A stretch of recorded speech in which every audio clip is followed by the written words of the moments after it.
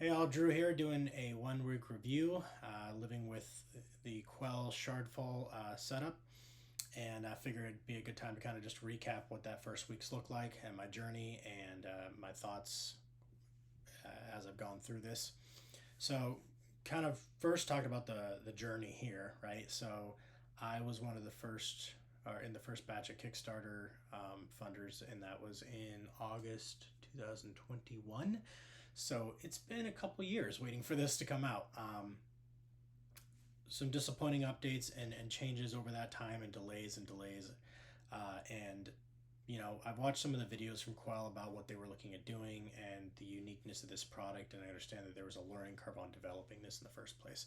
I think, like many others that were early adopters, one of the biggest disappointments I remember in the updates was originally the game was supposed to be launched with gauntlets, right? That's what they called it, and it was an actual like glove haptic that you'd wear, and it had like a different kind of harness system than what we use now. It was a bit more intricate and kind of set up, and it looked really cool.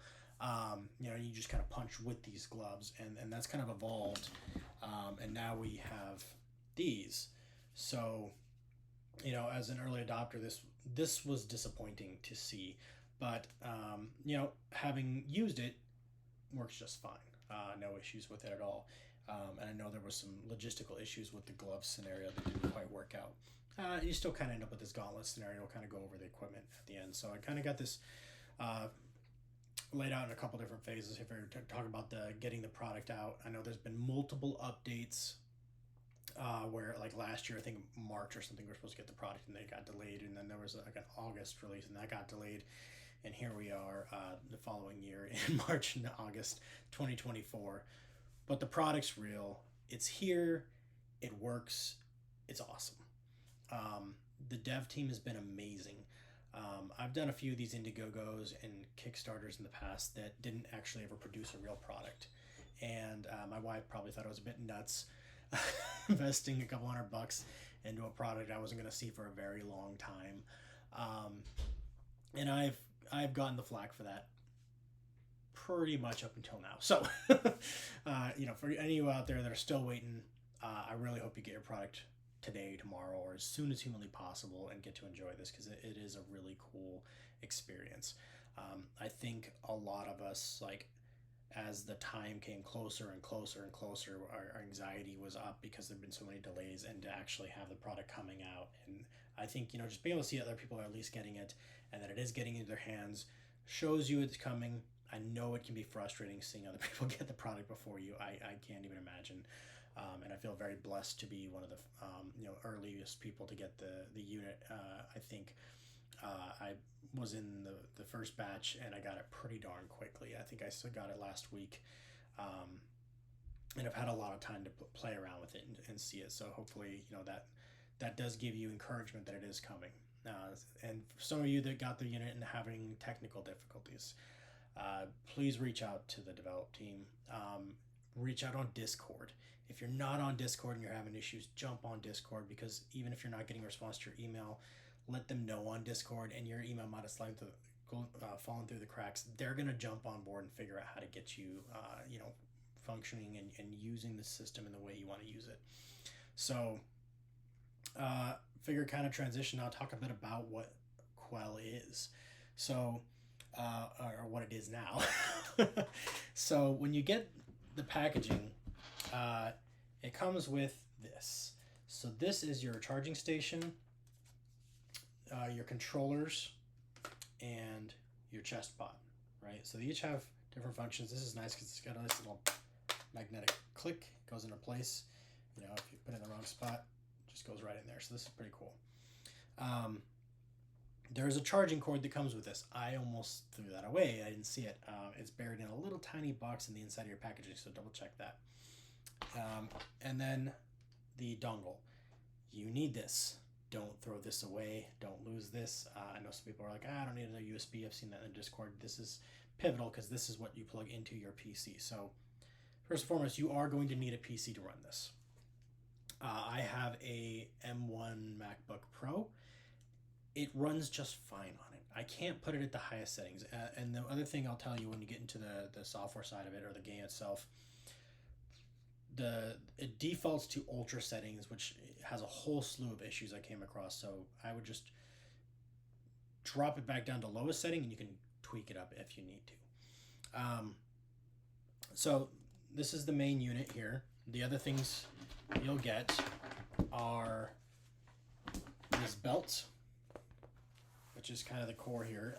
And this is dramatically different than the original harness setup that they had before. But the original harness before had like a Y-shaped set of resistance bands, and I think it attached to the chest and not to the back the way this does. So the way this sits is this kind of comes from behind, and you wrap it wherever works for you. To me, it's typically a little higher up on the torso. My cousins, I brought this unit out to a family event last weekend, and my cousins were both much skinnier than I am. And the belt actually worked for them. I just had to adjust it. It was actually pretty darn adjustable, so I actually brought it down quite a bit. And this has got pretty much perfect for me where I'm at now, but I feel like as I hopefully lose some weight and get a little skinnier, I can continue to use this. It shrinks down quite a bit. The chest pod goes into this belt. So if you'll see here, there is a little pocket. On the flip side of this pocket, you'll see the Quell logo. There is a Quell logo on this. Match the two. Because the orientation and the direction this is facing is important for tracking your dodges and your punches. So make sure the Quell is up and facing outwards, and then it goes in like this. Okay, so you should be seeing the button and the magnet on the inside here. The way I like this is a little closer to the edge because of where my body frame fits. My cousin, however, needed to bring this almost all the way down to the bottom because you want it sitting on your chest. So the way that ends up looking is something like this. Okay, and you can adjust that as you need to. The other part here is we've got these wrist straps. So these wrist straps are, if you have a watch, like I got an Apple Watch and I just track a boxing fitness typically to make sure I get my rings closed, like this, okay? This is how I found to do it.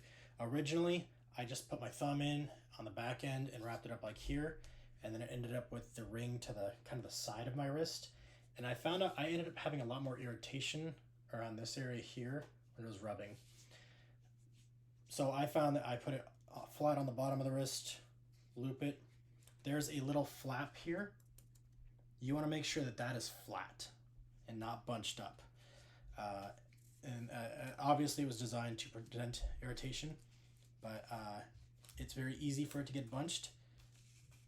You want to make sure that's as flat as possible, and then close it, and then that's kind of how it looks like to me. So the ring here that clips into your harness is here. You reach behind her, you've got these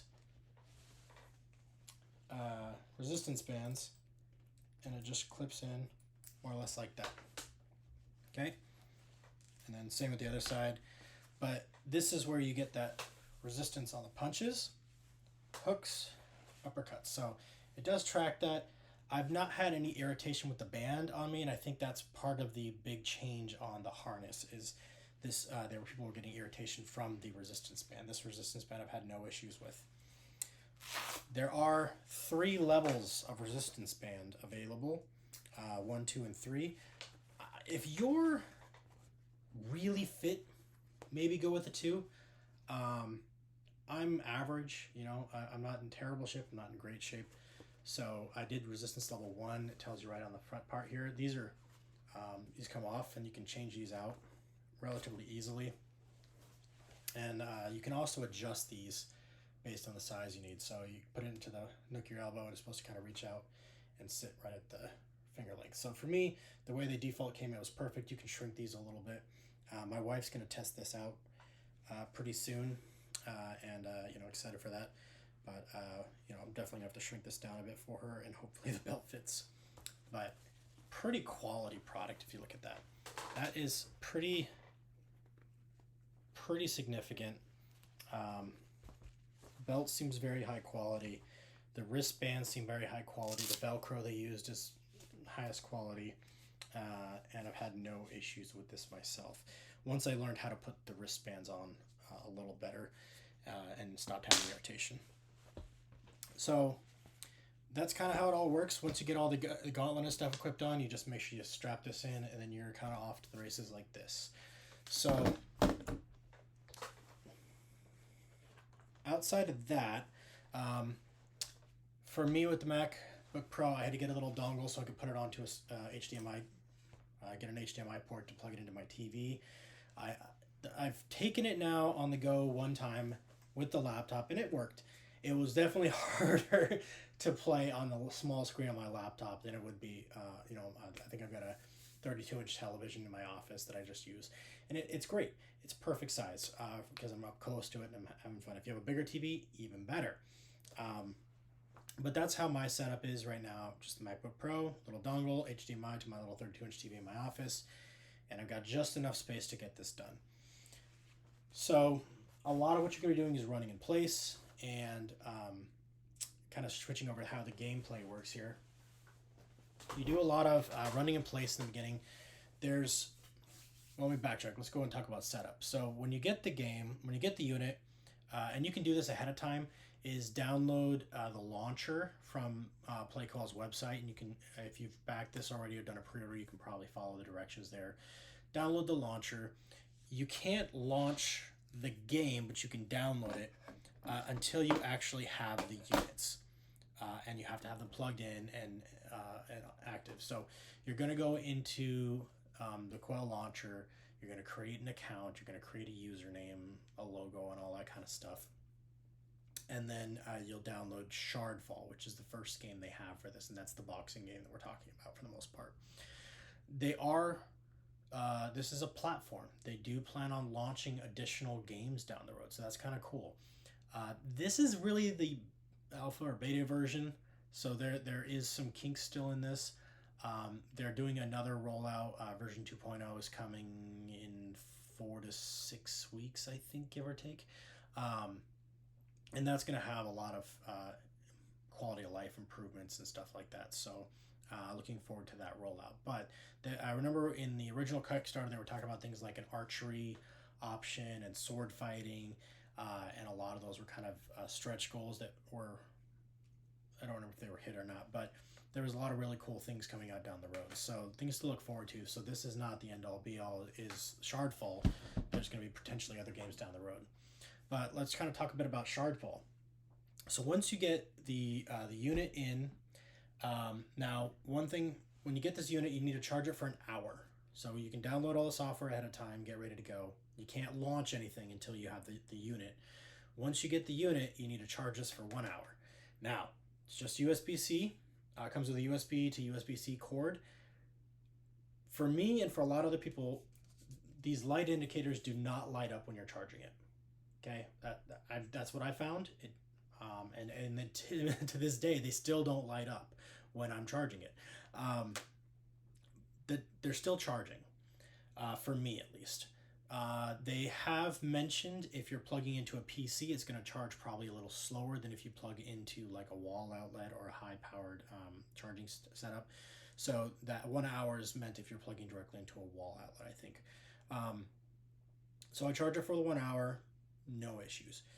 You turn these on by pressing and holding down the short buttons on the up, and then you'll see that this light goes purple. That means it's powered on. Same with the center button. There's a little button in the back above, and then you're looking for a solid purple light. Okay, this means it's communicating, or it's on and it's communicating, and then the dongle deal needs to be plugged in to a USB stick, and then once that's done and this connects to these, which was fairly plug and play for me, I had no issues with it. I know some people have had issues with driver setup or whatever. Then it'll give you the option to launch Quell. And then once you launch Quell, it's going to show you what your battery power is for each of the units. Or sorry, the launcher will tell you what your battery power is on the 3 parts of the unit. Then you launch the game. Here was my first hurdle I came across. Game launches, black screen. 20 minutes goes by, nothing happens. Close it, restart, close it, restart, close, restart. It took me about 5 or 6 times. But then I got eventually an image of like kind of smoke or clouds across the bottom left, and it said Quell. That still took another 3 to 4 minutes for it to launch, and that still happens today. So when you do launch it, it is a bit of a delay getting things going. There's also been Wi-Fi issues. You need to have Wi-Fi connected for this system to work. I think it needs 2.4. I can't use the 5.2 or whatever the difference is there. So make sure you have the right Wi-Fi set up for it. And then it launches. So once it launches, you kind of have to go through a tutorial mode, and it doesn't really ever tell you how to navigate the menus and the UI and stuff like that. Big thing is these buttons, these bumpers, these change menu screens. The buttons here will allow you to select, and sometimes you have to hold down, sometimes you just press. And then the left joystick is a cursor deal you can navigate. I haven't figured out what the right joystick does at all yet. Like I don't think there's any functionality that I found at all. So anyway, so that's what you can do. There is in the main screen, there's the let's go. You're going to go through a tutorial on your first session. Then there's an equipment screen. There's a screen where you can unlock your loot, and there's a screen where you can buy and sell loot. When you sell from your equipment screen, you can buy additional equipment from another place called the Shrine. So anyway, once you get going into your tutorial, this is where the next big challenge comes in. Is a lot of the enemies here feel kind of unfair because you can't figure out how to beat them. And what they're really trying to do is make sure you understand the mechanic of that enemy. Every enemy has tells, they have strengths and things. They have ways you have to defeat them. The main robot guy, the Bellius or whatever you're going to fight, pretty straightforward. It blocks, punch around the block, right? If it attacks, put your guard up and block. You're going to spend most of your time in this guard phase, and then you're going to have punches, you're going to have hooks, and you're going to have uppercuts. So most of the enemies are going to be pretty forgiving with this mechanic, with the exception of 1 or 2. There's an enemy that is kind of like a bomb. It's a little weird little blobby thing, and you just got to punch it as fast as possible before it blows up. There's a annoying enemy that looks like a tree, and what he does is pops spikes out on half his body, and you have to punch that other half. And then when you're like, oh, I've almost got him half dead, then he decides to jump back and start doing the swiping thing to you that are unblockable attacks. And then this is when you have to start using the jump and the duck mechanics, other than Traversal. And I'll kind of go through Traversal in a second. So getting used to kind of exaggerated jumps and ducks. There is a big rock monster that's got, basically you have to do an unblockable attack, or he's got an unblockable attack, you have to interrupt him. And that means like a strong punch, it says. Now, I haven't really figured out how to maximize what this strong punch is, because I feel like I've thrown a really hard punch right and it didn't register in time. So my trick to him is the same I did with the bomb, is I just attack as fast as humanly possible and just keep punching. And if it's not going, I do double punches, and then they die. And that usually makes sure I hit that interrupted. It's a bit of an exhausting slog, though. But you could probably do it more defensively to adjust doing it. But as long as you're attacking him consistently and hard, punches get in there occasionally, you're not going to take any damage. So why not? Then there's the Jellyfist Hive. And what they do is they're testing your mechanics and the punches. So they're going to throw, you're going to see like circles coming at you, and you just straight jab those. And there's going to be a white ring that counts down, and you want to hit it right when that white ring pops up. Golden. Then it'll have hooks. Now, hooks were a bit hard for me to figure out. You've really got to bring your arm, elbow up, and the controller needs to be sideways, and bring that around. So this is what a hook should look like. You can't just kind of chicken wing it and bring it in. It's not going to do anything. You got to be up and swinging that out. So that's really what the hooks are. And the uppercuts are easy. You just bring it in and just kind of bring it like this. Kind of like Tybo back in the day, Billy Blank style. Just double time. And you can do a lot of damage very quickly this way. So really handy technique. But it's really going to make sure you understand these. So when it's sending those jellyfists at you, it's going to have like a ring around which side. So if it's a ring on the right side, you're going to hook it. Right, and then you're gonna hook on the left side, and then if it's underneath the jellyfish coming up, you're going to put an uppercut. And that really is how you get past that enemy. So the challenge here is if you don't finish the tutorial and you back out for whatever reason, you basically start all over, and now your prompts, I think, don't regenerate. So then you kind of got to just figure it out as you go. And you can watch some of my videos to how to navigate those issues, but the tutorial will not let you beat an enemy until you've accomplished this mission. So take your time, get used to the mechanics. I know you probably want to just get out there and do a full normal session, and you're going to get there. Just have patience with that tutorial. The next big part we're going to talk about, you're going to spend most of your time in Shardfall, is Traversal. And there's going to be a lot of running in place. Now you could turn this off. I know this is a function that was designed for people that are upstairs or have downstairs neighbors, don't want to hear them going click-clack all day long. If you can, leave it on. It's a big part of the workout. It's what keeps your heart rate up. And I do think it does keep you engaged a bit.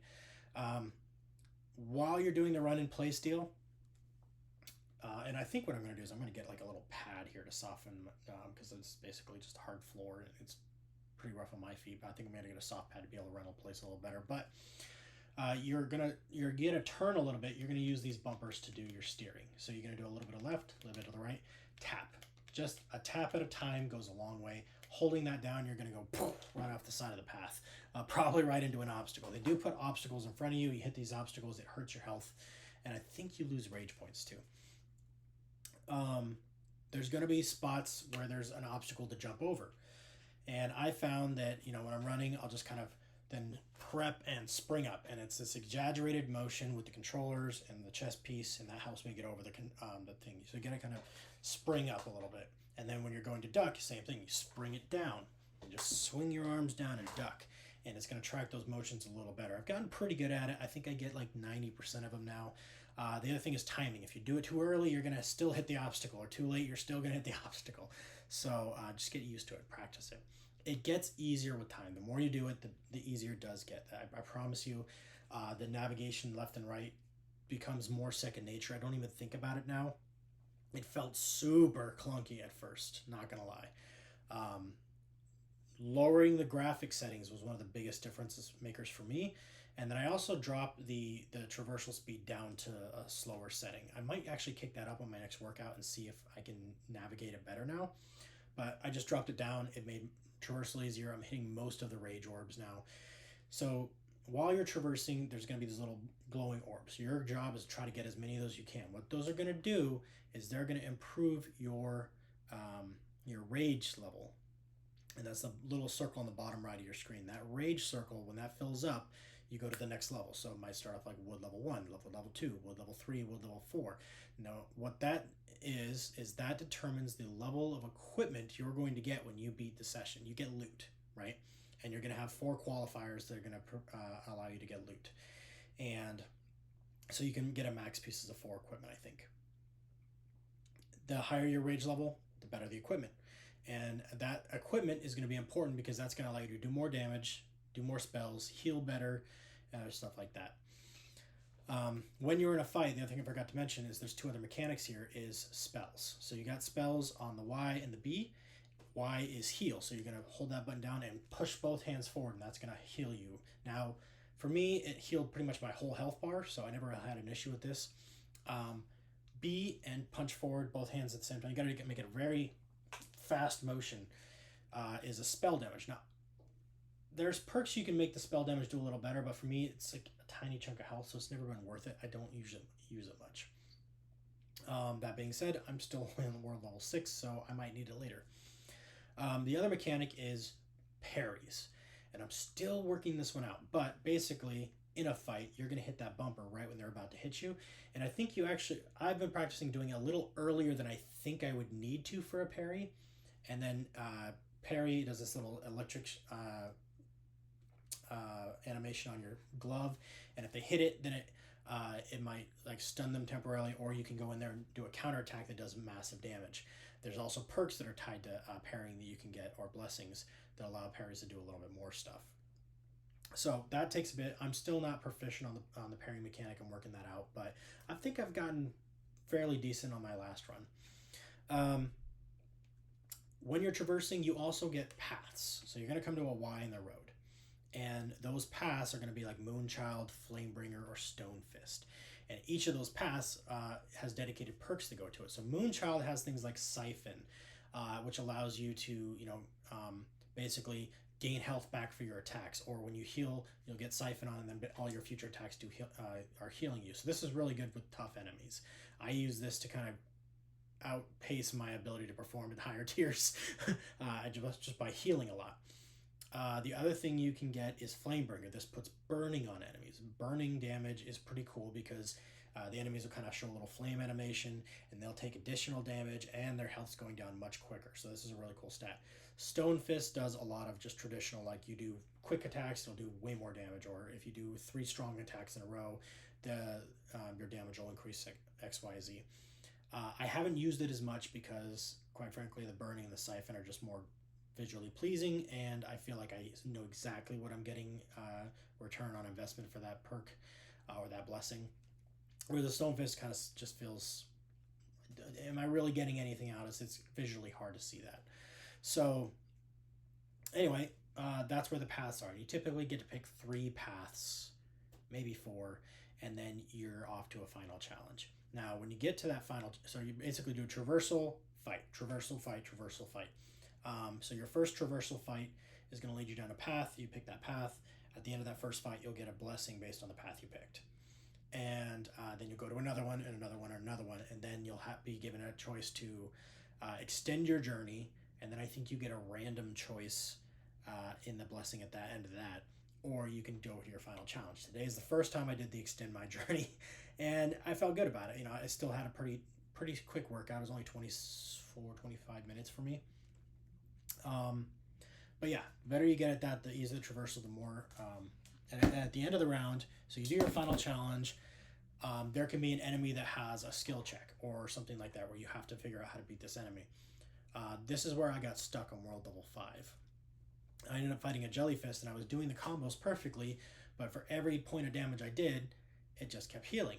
And I wasn't taking any damage, so I was like, well, what's the point? So I just quit. And then I tried it again the second day, and I quit. And I'm just like, how do I beat this guy? And then third session, I tried it again, tried to do it like perfect, and I literally went 9.5 minutes with this guy, and I still couldn't beat it. And that's when I went to the Discord team, asked the devs, and they gave me some pointers on how to do this. So essentially what happened is my equipment level wasn't high enough to be able to do the damage I needed to do, and this boss was a skill check there, or equipment check. And so I needed to die to the boss, and that stunted their healing. Took the boss out, won the round, got my equipment. The equipment tripled my stats, almost. And then I went back through today and played through that level, and this time I beat everything handedly, and was able to evolve to world level 6. So things like that, I think they're going to work on balancing, they said.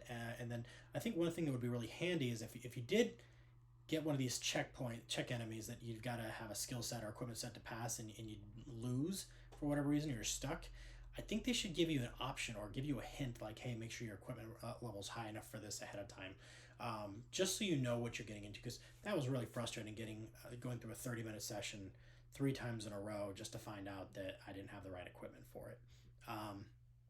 So just some hints on what that skill check would be like. So I haven't had too many issues with the game other than that, but it's a lot of fun. So when I talk about the workout part of this, at the end of the session, you're going to get your rewards, and then it's going to give you a recap. What was your session like? What was your score? And they're going to give you a score based on your power, your accuracy, your defense, and I believe your commitment or something like that. So I might be mixing this up with, I'll put both of these on the screen, you guys can check, but you're going to get a score. You're going to get a rage score, how well you did on your rage score, and then you're going to get a calorie burn, and you can see that. And then there's also a chart with a trend line, like how you've done. Now, that chart is not updating right now. I'm pretty sure version 2.0 is going to improve that, but there's a lot of stuff that goes into that, so you can track the workout. Now, what I'll say, for me, the success of Quell is that I enjoy playing the game. I have fun with it. And I don't realize how much of a workout is till right about the end of it. I'm like, oh man, I'm actually really sore and tired. And in a gym sometimes that might be the point where I'm like, all right, well, I did my part, I'm going home. Here it's like, I got like one more fight left. I might as well just finish it off. So, loving Soulsborne games and being able to kind of like navigate how to beat an enemy and how to get through like overcoming obstacles and odds. This game's really fun. It is, once you get past the quirks and you learn how to navigate and how to do the fights. There's still a ton of challenge with it, and I come out of every session just sweating bullets. I think my average run is about 5 to 6 kilometers in place, which that sounds cool. Hopefully they let me change that into miles or something down the road. But my calorie burns I think on average about 320 to 350. I think, and that depends on like how much work I'm putting into it for one, and two, like how fast the session goes or how long it goes on. The big thing is I'm waking up in the morning. I'm not a morning person, and I typically sleep in as long as I possibly have to. But I have to get these workouts done early, so I'm waking up early, energized. I've got energy in the morning. I'm like, oh yeah, I'm getting up, I guess. And then I'm jumping into my workout and I'm enjoying it. And in the last 3 days, I've been so sore. I'm like, oh, next day I'm taking it easy. Next day I'm going to take a break, and I'm not going to do my workout. I'm just going to do it like a recap, because you don't have to work out every day. But then I wake up and I'm like, I could get a session in today. And I'm like looking forward to it. I'm fired up about going through and seeing what's going to happen in this next thing. What evolution of the enemy is going to throw at me today. What kind of challenges are going to come up that I have to overcome today. What kind of loot am I going to get? Is it going to change my game style a lot?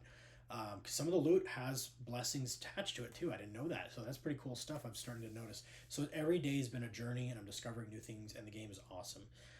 And I know somebody else told me just like wait till you get to world level 10, and I'm like, I can't wait till I get to world level 10. I want to see what it's going to throw at me. And the other benefit is I'm overcoming these obstacles, and just like I was playing Elden Ring or something like that. I spend 3 days and 20 hours trying to beat a particular boss, trying to maximize its pattern or whatever that is, and then I still have to feel that guilt that I just spent 20 hours on a couch trying to beat this enemy. Now I can spend, I spent 10 hour, or I spent 45 minutes trying to beat this stupid jellyfish, but you know what? I got to work out, and I feel good, and I feel energized. I feel healthier. Um, you know, so when I started this, my weight was fluctuating between 215 to 220. I'm overweight. BMI is in the 30s range, low 30s, and that hasn't really shifted much. I'm only a week into this. The other thing I'm doing, full disclosure, is I started intermittent fasting, me and my wife, and I'm trying to eat a little healthier, cut out a bit. Now I'm only drinking alcohol on weekends. Still like drinking.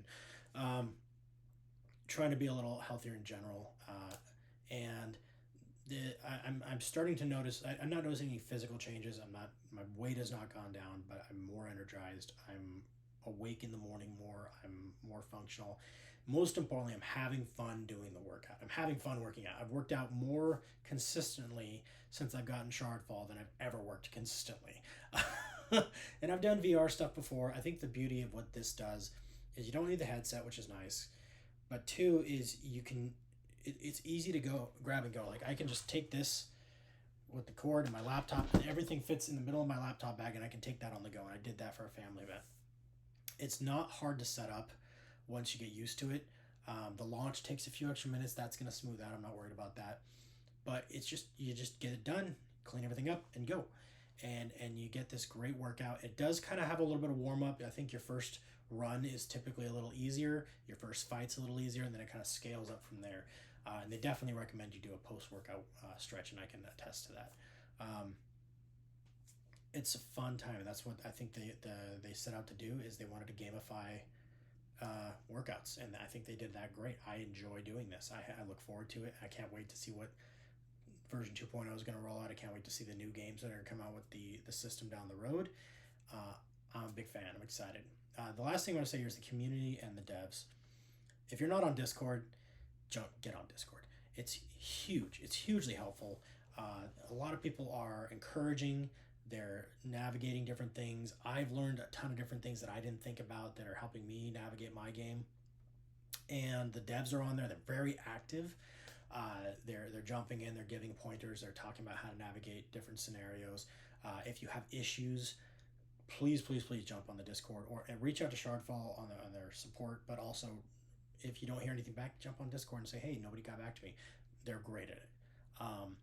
They've been great the entire journey through Quell, and a huge thank you to you guys out there.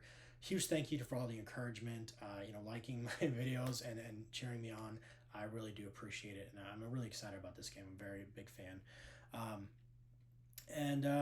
Yeah, the Discord community is awesome. I haven't really seen a whole lot of negative Nancy's on this particular one, and great team to be a part of, and I'm really excited about what the future for Quell looks like. So I hope this helps. If you guys haven't gotten Quell yet, or you're looking into it, to me, if you just want to be, if you're a gamer and you want to be able to get a little better shape, couldn't go better than this.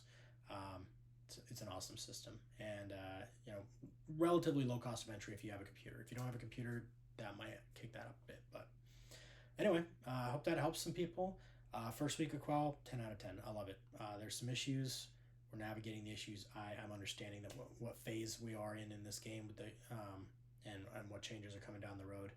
But I couldn't be happier with the results so far. And I look forward to doing a month and a year review video, and keep doing these videos as long as people like watch them.